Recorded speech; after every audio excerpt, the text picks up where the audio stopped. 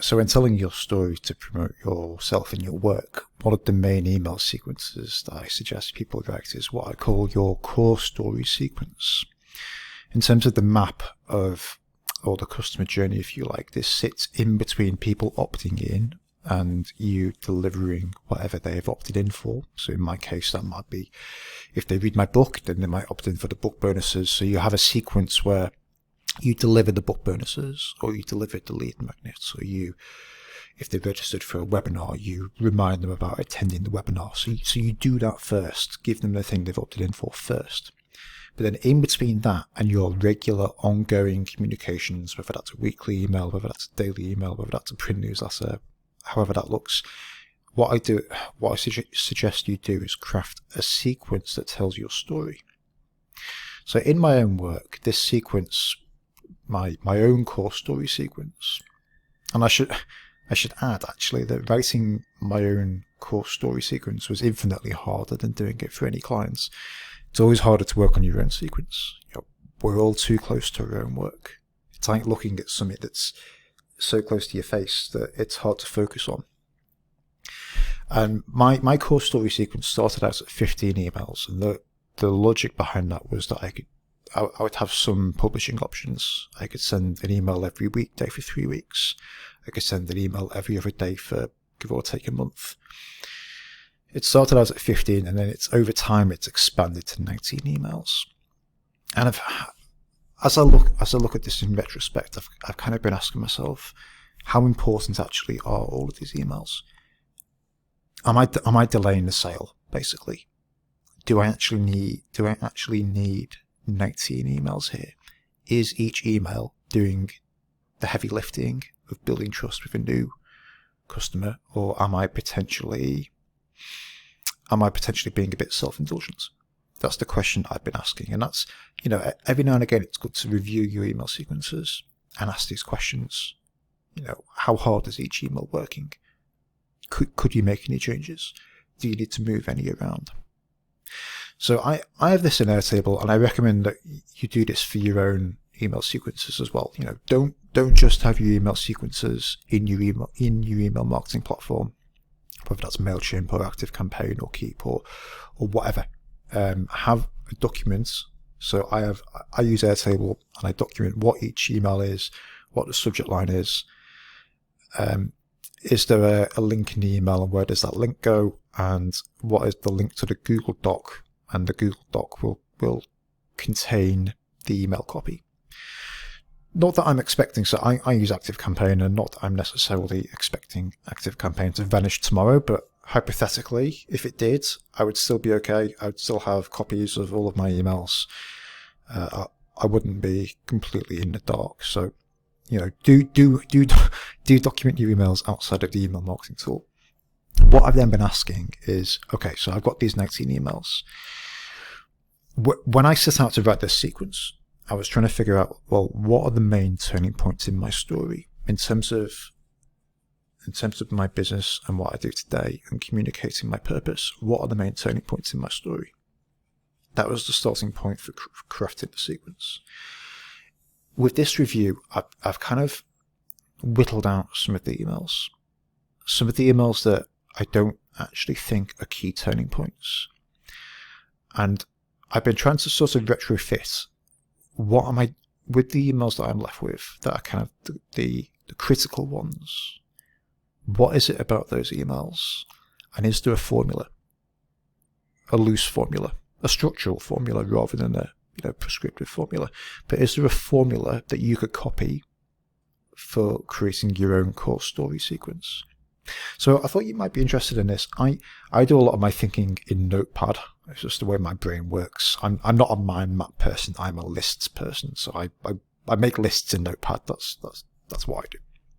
So the list of 19 emails has now become the list of 12 emails.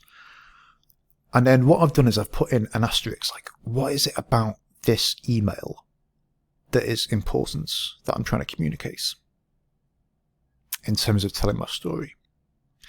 So I've got the story at the start, which currently leads into the core story sequence about me having my son Hugo when he was 1 for a few hours in town. And really that's about empathy. for me, the point of telling your story is for your reader to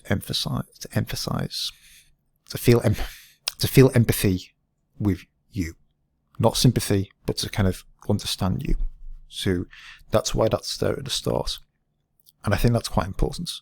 I think that, this was a story about seeing the world from someone else's perspective. So you want a story at the start of the sequence that helps the reader to understand you and to like you and to relate to you as the protagonist of everything that's about to follow. What I've done, I've moved a lot of these emails around, and I've got a few emails in here that I'm actually not in the sequence at the moment, but are currently in different sequences. What I've done is I bumped up then a story about a time when I accidentally hired a motorbike in Colombia. And the reason this is in number 2 position is because this illustrates the importance of clarity and being clear on what you're trying to say. Having a story that sets your stall out is kind of what this is. Essentially the gist of the story was that I accidentally hired a motorbike because my Spanish wasn't very good. So there was a communications failure. So it's kind of setting your stall out at the beginning of the sequence. I've then got a story that I tell about how I got into becoming a Google Ads consultant, which is really the first iteration of my business. And this is what in literature we would call the inciting incident. The inciting incident is the opposite of the climax of the story. It's the thing at the outset that means that your current path, your current trajectory is untenable. And it's really the starting point. So I think you want to set. I kind of think you want to. So this is not strictly in the right order that you might use. And I've actually moved emails around quite a lot in this sequence. It might be that you have the inciting incident as email 1. I just felt that looking at my sequence as it is at the moment, establishing empathy with me, and communicating, given that I essentially work in communications, having a story about clarity and message made sense to have at the start. But it might be that the inciting incident goes a bit higher. I've then got a story about that I've told this story a number of times in different places, but a story about how I lost my money belt in Colombia on a bus, and eventually the bus company got it back to me, which was a remarkable situation. But this idea of trust, the story is about trust, and for me this is the controlling idea behind my work. Everything I do, the question at the heart of my work is, how do we build trust at scale with people who don't know us by telling our story? That's the controlling idea. So you want a story that illustrates the controlling idea behind your work. I've then got my story about how I was very eloquent at school, but then went through a period where I stammered in French class and froze up. I stopped communicating. I panicked whenever I had to speak in public, and this went on for, I'd say at least 15 years. So I'm going to call this the wounding incident. In literature, a character will often have a wounding incident in the past, and the wounding incident leads to a lie that leads to a character flaw that has to be overcome before the story can resolve. So the lie in my case was that I'm not eloquent, my message doesn't matter, I can't talk in public. It was a lie that I had to overcome, basically. I've then got a story here about demonstrating the problem. So I've got a story about how I used to sell Christmas trees in my first job, working Sundays at a local garden centre, and I really sucked at selling Christmas trees. I don't have the sales flash or the gift of the gab, and this really illustrates the problem. And that for me, selling is all about trust. It's about building that groundwork of trust so that when people want to buy from you, they just come straight to you. You're not trying to sell Christmas trees. You're not trying to pull rabbits out of the bag. So, have a story that demonstrates the problem. I've then got a story here that showcases my grounding principles. So it's a story about grounding principles. And this is a story about in a later job where we were sending a mail out of about 2,000 mailers that we were printing in-house. and we accidentally printed the postcode on the letter so that it didn't fit in the mailing window of the envelope. So we put 2,000 mailers in the bin and went to the accounting department and begged for more letterheads, saying that we lost the first lot. But the story can be used to illustrate a grounding principle, because on those letters we implemented a lead tracking mechanism where we can measure how many people responded from each set of letters. So there was a direct marketing lesson and application that stuck with me to today that remains a grounding principle.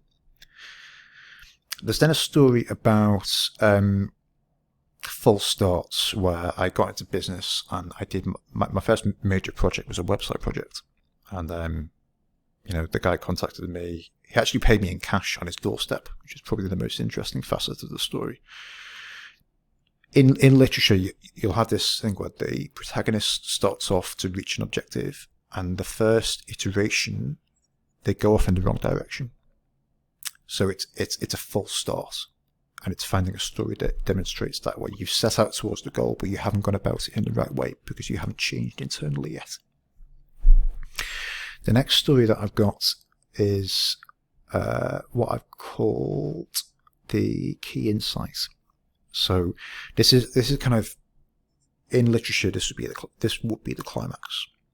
And I've gone with traveling to Infusionsoft, so I went to Infusionsoft Icon conference in Arizona, thinking that I needed to pick up leads, and I essentially traveled thousands of miles to listen to Gary Vaynerchuk say that I needed to focus down on one thing. That was what I went thousands of miles to hear. That was the key point, and for me that was storytelling. So you want a story that illustrates the main insight that people need to realize about your topic. And and you tell that story by illustrating how you came to that insight on your own. I've then got a story about, because storytelling is about self-understanding, so I've got a story about subsequently I went to Chicago to work with Perry Marshall on one of his workshops about ad writing. And I had this realization now where I realized I can't really help these people. I was there to write ads. I was a little bit out of my depth. I didn't have the breadth of experience of some of the other people there. And that was a point of, it was, without sort of relating the entire story, it was a point of development of my own understanding of where do I need to be focusing my time. So you want to tell a story about that where you've kind of thought about yourself in one way, but then you've got into the situation and thought, yeah, it's not quite me. I think you then want a story that demonstrates the outcome of what you can do. So I've got a number of stories that demonstrate how storytelling can work as what I call a business growth lever. And then I've finished the series as it is at the moment by telling a story about the birth of my children, who were both born premature, and I've got a story about the neonatal intensive care unit, and me realizing that copywriting could work in the same way, where notes are maintained, where copy is produced by multiple people working in a collaborative way. It's not just one copywriter working in a cave. That's my vision really for that's my vision really for what story copywriters should be. So what is your vision for your business? How does it tie to your purpose? That I think is how you want to end the sequence, and then transition back into your ongoing long-term nurture, weekly email, daily email, etc.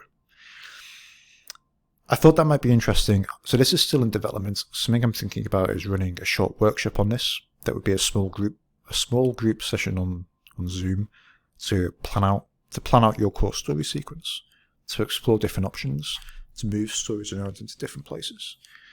This currently is a maybe I'll run one day idea. However, if that sounds good, if you'd like to work with me on a small group setting to explore your story, to identify which stories you might tell to new contacts entering your world, and to sort of flesh out the outline of that sequence, because it is quite hard to do by yourself. It's easier and more fun to do in a group. If that sounds interesting, send me a quick email and I will bump it up the production priority list. But I hope that's been interesting.